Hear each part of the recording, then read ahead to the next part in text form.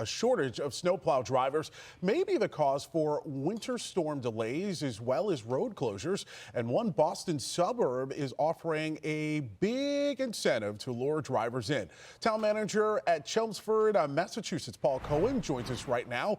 So, Paul, tell us a little bit about what is behind the shortage. We think it's part of the COVID recovery and just the change in cultures that some people today just don't want to work those kind of hours. It's unpredictable work. The hours are grueling, and it really can then affect the rest of your day if you're an employee who's called out for an unspecified period of time, and really have to pay attention when you're out there plowing the roads. Now, Paul, I used to live up in Boston, and I know when some of these storms come through, I mean, it can really be treacherous on the roads. What would happen if you can't find the necessary drivers? Are you going to have MassDOT step up, or do you have another plan? No, the state can't step up because they're experiencing a shortage of drivers as well. What's going to happen is we just have to rely on our own crews and equipment, and it's just going to mean slower response and more slushy roads and basically a longer commute for a lot of residents. So does that also mean that parents could expect at some point, if it's a bad nor'easter, for schools to be delayed or even possibly canceled?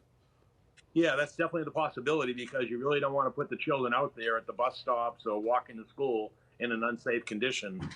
So, regardless of the amount of people we have fighting the snow removal, we just got to use what we have, and then people just have to respond accordingly. Now, what about the impact to first responders? I know firefighters, they have to get out there no matter what. Could this potentially impact the amount of time that you could potentially even see response time from EMS or the fire department? Yeah, definitely. It's a matter of road safety, and if we can't get the crews out there to do the de-icing and the snow removal, it does have an effect on response. So, Paul, tell me a little bit about how the town is stepping up. I understand that you are incentivizing folks with a sign-on bonus this year, right? Yeah, we're offering a $250 sign-on bonus to commit to snow and ice removal over the winter. And then if a person responds to 90% of the calls, we'll give them another $250 at the end of the winter. Not bad at all. So if I'm watching or if I'm listening to the stream and I'm interested, what should I do?